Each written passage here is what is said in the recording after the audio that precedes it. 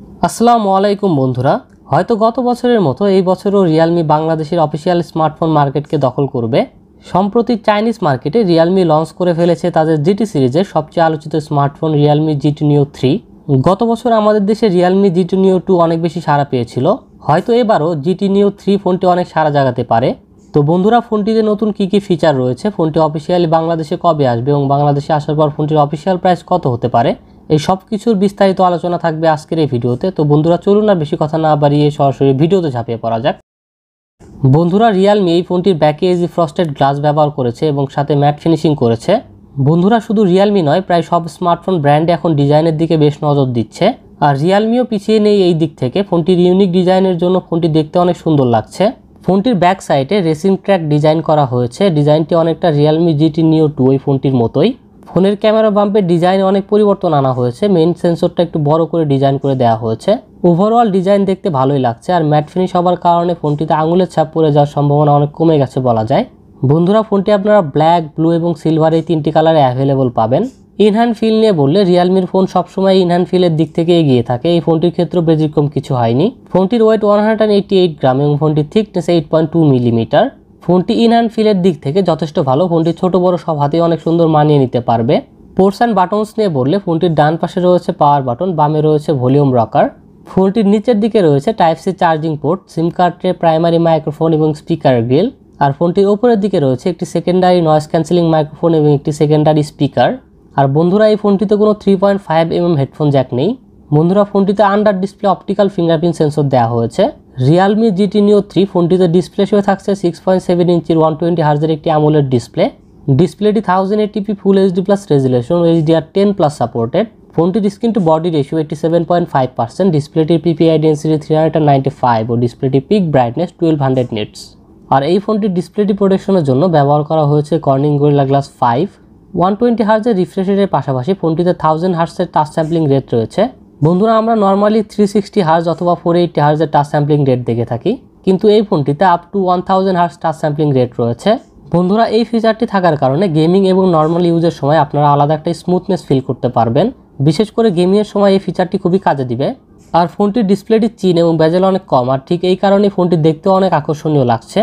বন্ধুরা, আমরা সবসময় দেখে আসি যে Realme সাধারণত ডিসপ্লেতে কর্নার পাঞ্চল কাটআউটের সেলফি ক্যামেরা দিয়ে থাকে, কিন্তু এই ফোনটিতে Realme প্রথমবারের মতো সেন্টার পাঞ্চল সেলফি ক্যামেরা কাটআউটটি ব্যবহার করেছে। বন্ধুরা, স্পেসিফিকেশনস নিয়ে বললে চিপসেট হিসেবে ফোনটিতে ব্যবহার করা হয়েছে মিডিয়াটেকের নিউ চিপসেট Dimensity 8100 চিপসেট। এটি 5 ন্যানোমিটার আর্কিটেকচারে বিল্ড করা একটি অক্টোকোর চিপসেট, সাথে জিপি হিসেবে থাকছে Mali G610। বন্ধুরা, আগের বছরের Realme GT Neo 2 ফোনটিতে কোয়ালকমের স্ন্যাপড্রাগন 888 চিপসেট ব্যবহার করা হয়েছিল। এই দুটি চিপসেটের পারফরমেন্স অনেকটাই প্রায় সেম। বন্ধুরা, ফোনটির 4টি ভেরিয়েন্ট লঞ্চ করা হয়েছে, তবে আমাদের দেশে হয়তো অফিসিয়ালভাবে শুধু 8GB র্যাম এবং 128GB ইন্টারনাল স্টোরেজের ভেরিয়েন্টটি আসবে। আর ফোনটিতে LPDDR5 র্যাম ব্যবহার করা হয়েছে এবং স্টোরেজ টাইপ দেওয়া হয়েছে UFS 3.1। তো অনেক ভালো পারফরমেন্স পাওয়া যায় ফোনটি থেকে, এটা নিয়ে কোনো সন্দেহ নেই। আর ফোনটিতে 5GB পর্যন্ত ভার্চুয়াল র্যাম আপগ্রেড করার সুবিধাও রয়েছে। Realme GT Neo 3 ফোনটিতে রয়েছে ট্রিপল ক্যামেরা সেটআপ, 50 মেগাপিক্সেলের মেইন ক্যামেরা যার অ্যাপারচার f1.9, যাতে থাকছে অপটিক্যাল ইমেজ স্টেবিলাইজেশন। এছাড়াও ফোনটিতে রয়েছে 8 মেগাপিক্সেল আলট্রা ওয়াইড এবং 2 মেগাপিক্সেল একটি ম্যাক্রো সেন্সর। আর সেলফি ক্যামেরা হিসেবে ফোনটিতে 16 মেগাপিক্সেল একটি সেন্টার পাঞ্চল সেলফি ক্যামেরা দেওয়া হয়েছে, যার অ্যাপারচার f2.5। সেলফি ক্যামেরা কাটআউটটি আমার কাছে যথেষ্ট ভালো লেগেছে। ক্যামেরা ফিচার হিসেবে নাইট মোড রয়েছে, beauty mode, portrait mode, slow motion ও প্যানোরামা সবকিছুই রয়েছে ফোনটিতে। ফোনটির রিয়ার ক্যামেরা দিয়ে সর্বোচ্চ 4K 60fps পর্যন্ত ভিডিও রেকর্ডিং করা যাবে, আর সেলফি ক্যামেরা দিয়ে সর্বোচ্চ 1080p 30fps পর্যন্ত ভিডিও রেকর্ডিং করার সুবিধা রয়েছে। ব্যাটারি হিসেবে ফোনটিতে 4500 mAh এর ব্যাটারি দেওয়া হয়েছে। ফোনটির 4500 mAh এর ব্যাটারিকে চার্জ করার জন্য ফোনটির বক্সে দেওয়া হয়েছে 150 ওয়াটের একটি ফাস্ট চার্জার, যা ফোনটির 4500 mAh এর ব্যাটারিকে 0 থেকে 100% করতে পারে মাত্র 14 মিনিটে। বন্ধুরা, Dimensity 8100 চিপসেটটি AnTuTu বেঞ্চমার্কে 7,75,000-এর মতো স্কোর করেছে। অন্যদিকে স্ন্যাপড্রাগন 888 চিপসেটটি AnTuTu বেঞ্চমার্কে 7,96,000-এর মতো স্কোর করেছে, যা Dimensity 8100 থেকে কিছুটা বেশি। আর দুটি চিপসেট দিয়ে পাবজিতে গেমিংয়ের সময় একদম হাই সেটিংসে খেলতে পারবেন। আর বন্ধুরা, GT Neo 3 এই ফোনটি দিয়ে আপনারা পাবজিতে 90 FPS খেলতে পারবেন, এখানে 90 হার্জ এনেবল করা আছে। পাবজির পাশাপাশি বাকি গেমগুলোর ক্ষেত্রেও ভালো পারফরমেন্স পাওয়া যায় ফোনটি থেকে। আর 120 হার্জের রিফ্রেশ রেটের জন্য আলাদা একটা স্মুথনেস ফিল করতে পারবেন, আগেই বলেছি। ফোনটিতে 4500 mAh এর ব্যাটারি রয়েছে, সো একটু বেশি সময় ধরে গেমিং করার সুবিধাও থাকছে। আর চিপসেটটি যেহেতু 5 ন্যানোমিটার আর্কিটেকচারে বিল্ড করা, সো ব্যাটারি এফিসিয়েন্সির ক্ষেত্রেও কিছুটা অ্যাডভান্টেজ পাওয়া যাবে। অপারেটিং সিস্টেম নিয়ে বললে আউট অফ দ্য বক্স ফোনটিতে অ্যান্ড্রয়েড 12 পাওয়া যাবে, সাথে থাকছে রিয়েলমির লেটেস্ট রিয়েলমি UI 3.0। ফোনটির কানেক্টিভিটি নিয়ে বললে 5G সাপোর্টেড স্মার্টফোন এটি, এছাড়াও ওয়াইফাই 6 এবং ব্লুটুথ 5.3 রয়েছে এই ফোনটিতে। সেন্সর নিয়ে বললে এক্সেলেরোমিটার, জাইরো, প্রক্সিমিটি ও কম্পাস সকল সেন্সরই পাওয়া যায় ফোনটিতে। আর সিকিউরিটির জন্য ফোনটিতে আন্ডার ডিসপ্লে ফিঙ্গারপ্রিন্ট সেন্সরের পাশাপাশি ফেস আনলকও রয়েছে এবং এই সেন্সরগুলো অনেক ফাস্ট কাজ করে। মাল্টিমিডিয়ার ক্ষেত্রে অ্যামোলেড ডিসপ্লে রয়েছে, যার কারণে ফোনটির ভিউইং এক্সপিরিয়েন্স অনেক ভালো পাওয়া যাবে। বন্ধুরা, ফোনটিতে ডুয়েল স্টেরিও স্পিকার দেওয়া হয়েছে এবং ফোনটির স্পিকার যথেষ্ট লাউড আর কোয়ালিটিও অনেক ভালো।